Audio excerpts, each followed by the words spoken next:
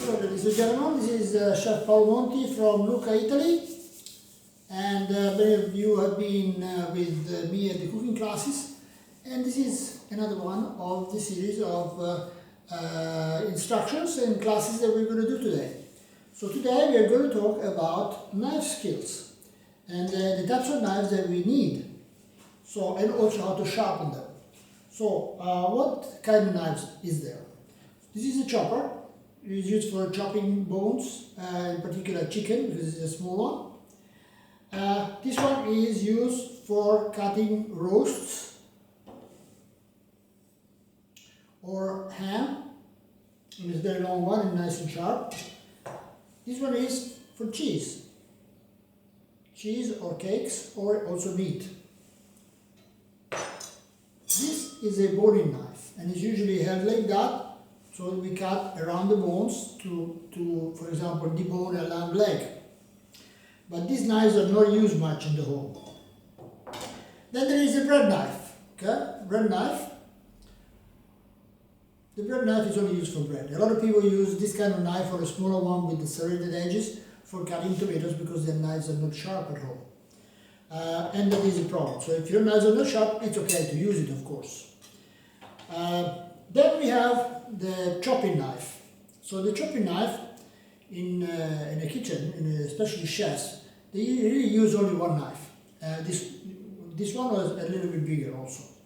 And with this knife, we're going to be chopping everything that we are going to use. And cutting, slicing, chopping, everything.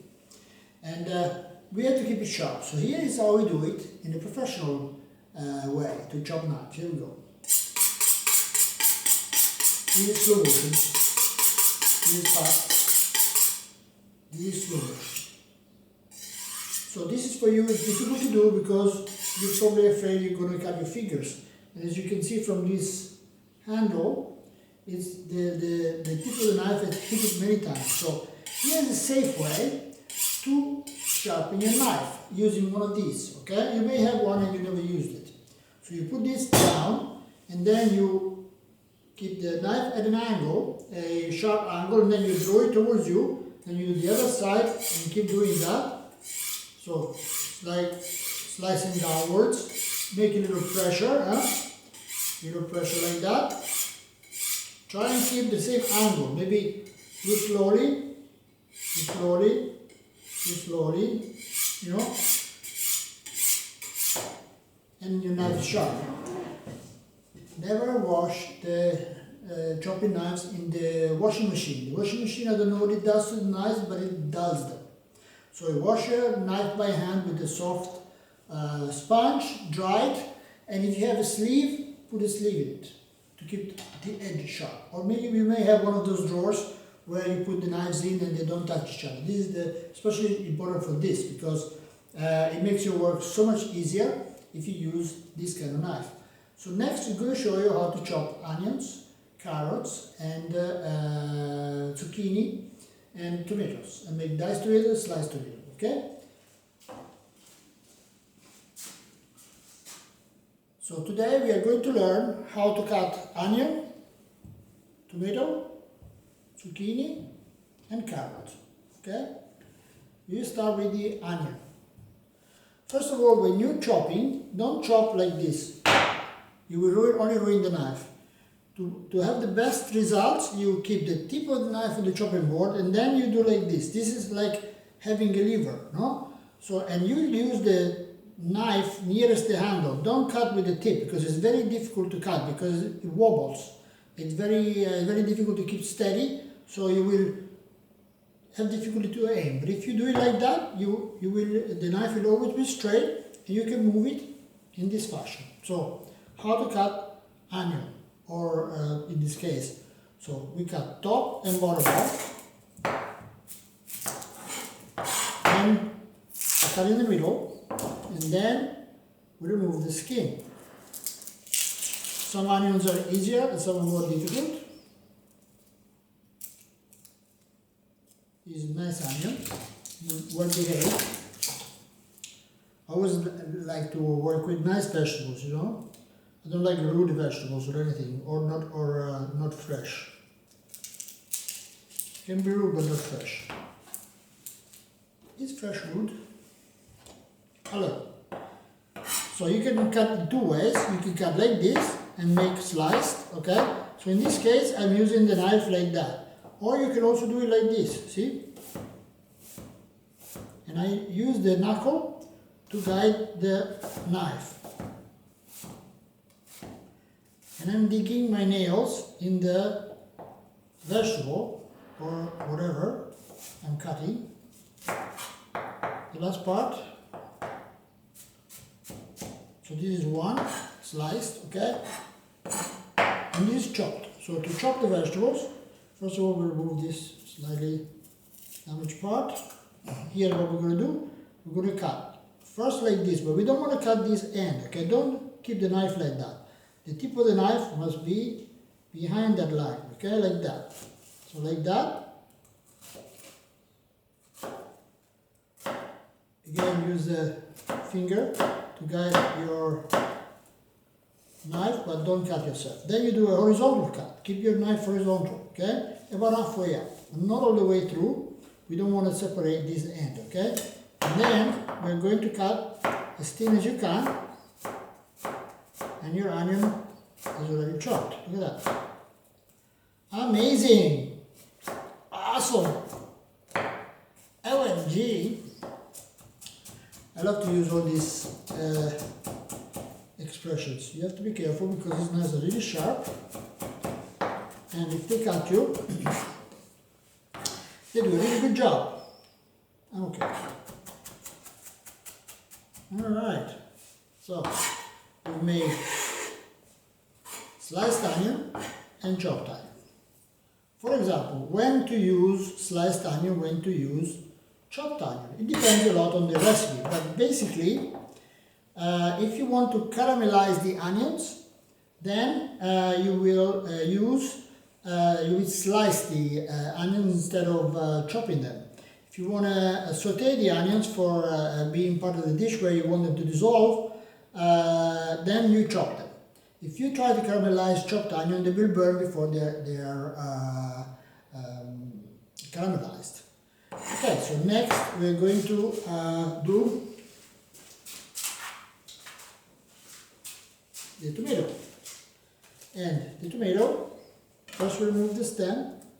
And when we cut a tomato, in this case you want to chop it. You could also slice it. In this case you do it the same way, like that, sliced. A lot of people do this, cut this part, but then you have all this wasted because you can't use it really. So I don't like to cut the tomato this way, I prefer to cut it this way. So we're going to move this to the side a little bit so you can see. Okay.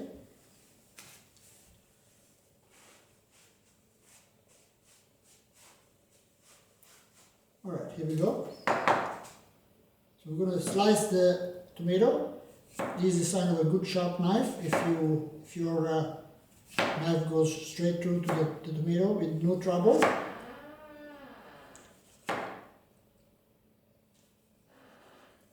Careful with the last piece, and then what we're going to do, we're going to cut like this one time and then turn it around and cut the other way, and so on. We can do 2 slices at a time to save time, but not more than 2, because otherwise it will slide all over the place and will defeat the object of trying to go faster.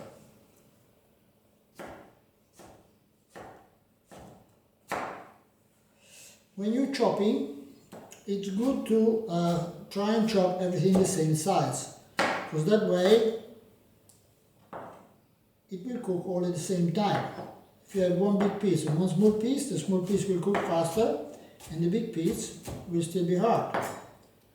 So now we have here the little piece that we can discard from the center. Here's another 2.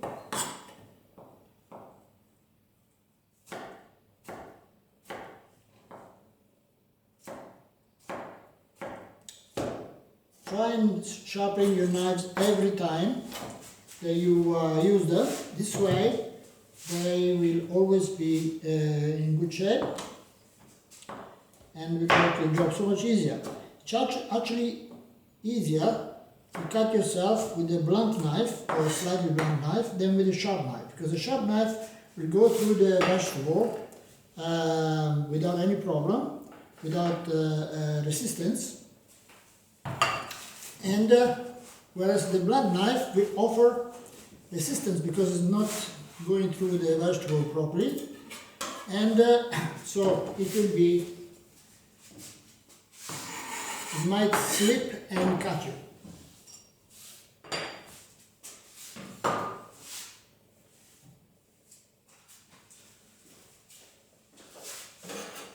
Get another one of these.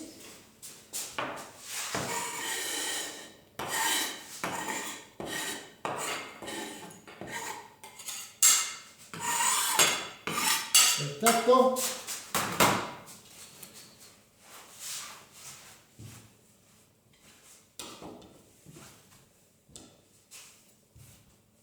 When you clean the knife, never from this side, but from this side. Because you cannot, it's impossible to cut yourself because the blade is going that way and your fingers are going this way. So especially with the cloth, you don't want to cut your cloth either or your fingers. So always from the blunt edge, okay? Like that. Now, carrot. I'm going to show you how to make a julienne, okay? So here is julienne, we cut a little piece off first, and then we put it down so it doesn't move, and then we continue cutting like this. Once we have sliced like that, we take 2 or 3 slices at the same time, and we cut like that. This is called julienne.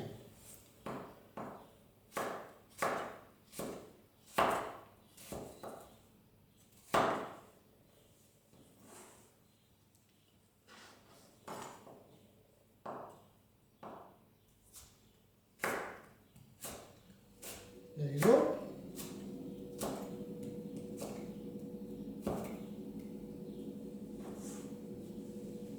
Now, we're going to do, for example, diced carrot. For example, for minestrone soup. Then we're going to cut it, maybe depending on what size you want it. This is not a very big carrot, so we cut it in the middle like that. This carrot, of course, has been peeled. I have a special carrot peeler. This is my carrot peeler. So you can buy one of these for $99, but special offer today, we'll give you 2 for $50, and if you buy 3, we will give it to you for 50 cents each. Alors, here we go. So we always line them up, and then we cut.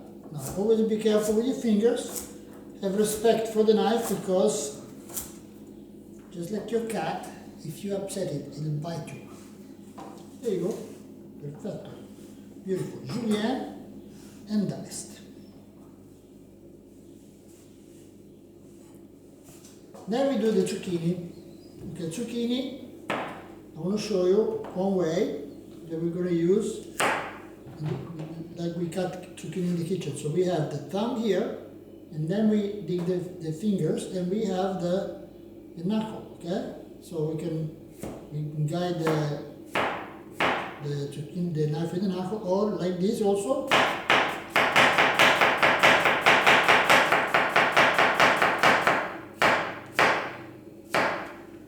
Who needs a food professor? Huh? Food processor. And then use one way, and another way. We're going to make dice like that, but you've already seen this one. So we can also, for example, if you want to make a velouté, a blended sauce of zucchini, then you only use the skin, because you want the color. Okay? In this case, we would want to make it small. So we have mostly green, so that when you put it in the blender, your sauce will be nice and green. Huh? So here we are going to cut it lengthwise first, a little bit.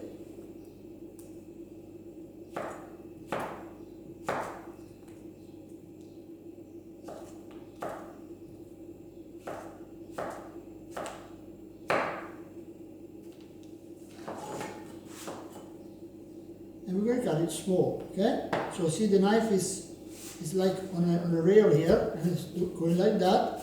We don't lift the tip of the table, and we slide the knife forward. By sliding the knife forward, you're also making sure you're cutting the bottom. There we go.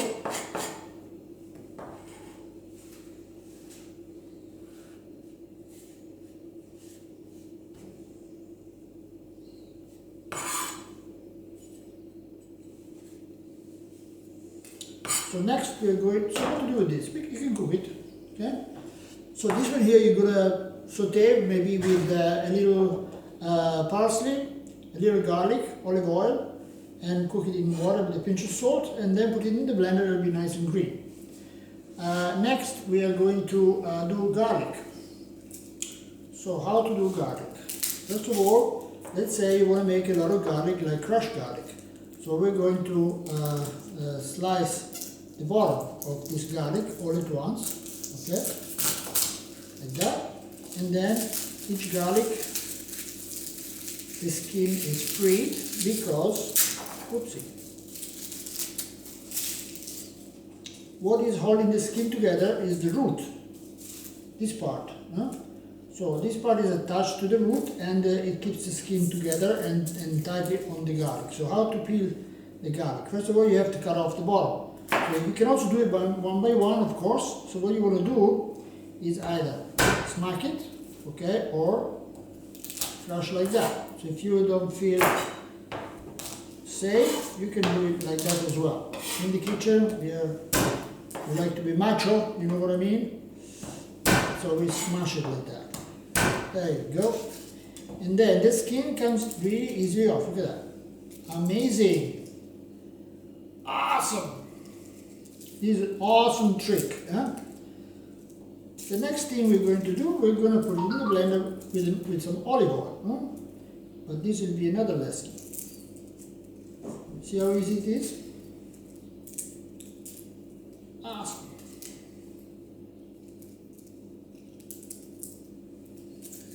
Wonderful. Huh? Perfetto. So you can chop this. Huh? Let's show you the traditional way, okay? So we're going to chop it like that. Again, just like we did before, we keep the tip of the knife on the chopping board, and we slide back and forth, being careful not to chop your fingers. In case you have vegetarians coming for dinner, they don't want to see any meat in their food. Huh? Alright guys, be careful.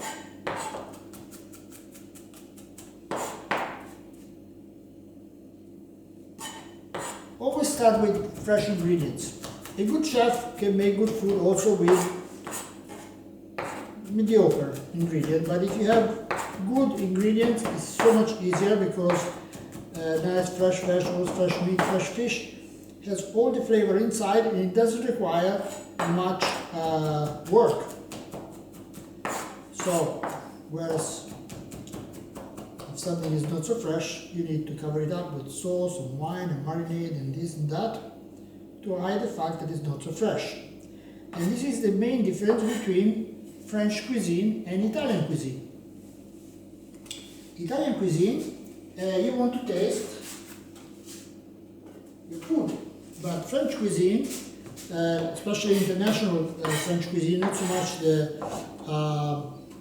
the country cuisine, but the international cuisine was developed at the king's court, where they had to cook for 2,000 people 3 or 4 times a day, and they had no refrigeration in the old days, so things were not always fresh. So that's why their food is very elaborate, because they had to cover it up with sauce. Italians, we prefer to taste our food. Now here what we have done, we have covered the garlic with salt, quite a bit of salt, because we wanna crush it. Okay, so here's how we do it. Okay, so a little closer to the edge, and here we keep the knife flat, we hold the tip down, and then slight angle, and then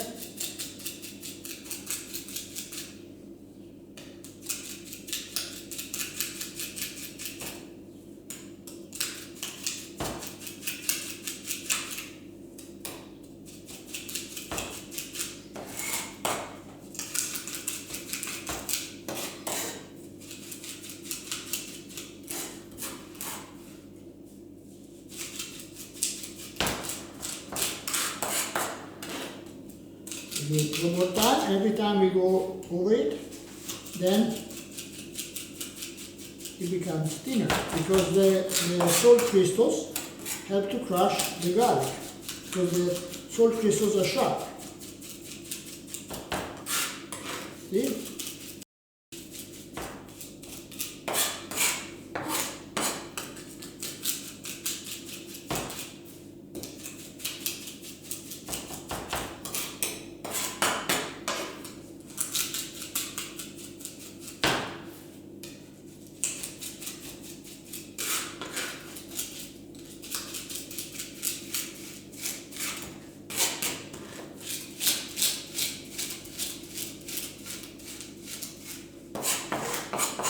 Okay, so this is good enough. I'm going to put it in a little container.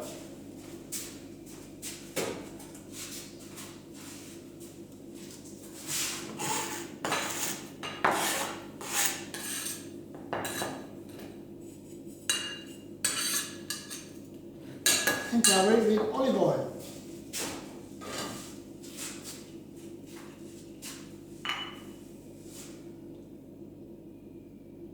Now, the garlic crushed like that is going to last for over a week. If you put it in the fridge, even 2 weeks, no problem at all. And it stay nice and light color like that. It's not going to go dark as long as you keep it submerged with olive oil. Huh? Meanwhile, that olive oil also will acquire the taste of the garlic. So if you want to micro-correct a sauce, you can add a few drops of the garlic oil, naturally made, and use your garlic. Crushing garlic like that basically will disappear in your sauce in a minute or two, and you won't find any pieces of garlic in your mouth afterwards. And another way is also by peeling the garlic, putting it in a blender, using a blender, a hand blender, like this one, in a small container, and then that also works. That's all for today. So I see you next time, and don't forget to look me up, www.cucina-italiana.com.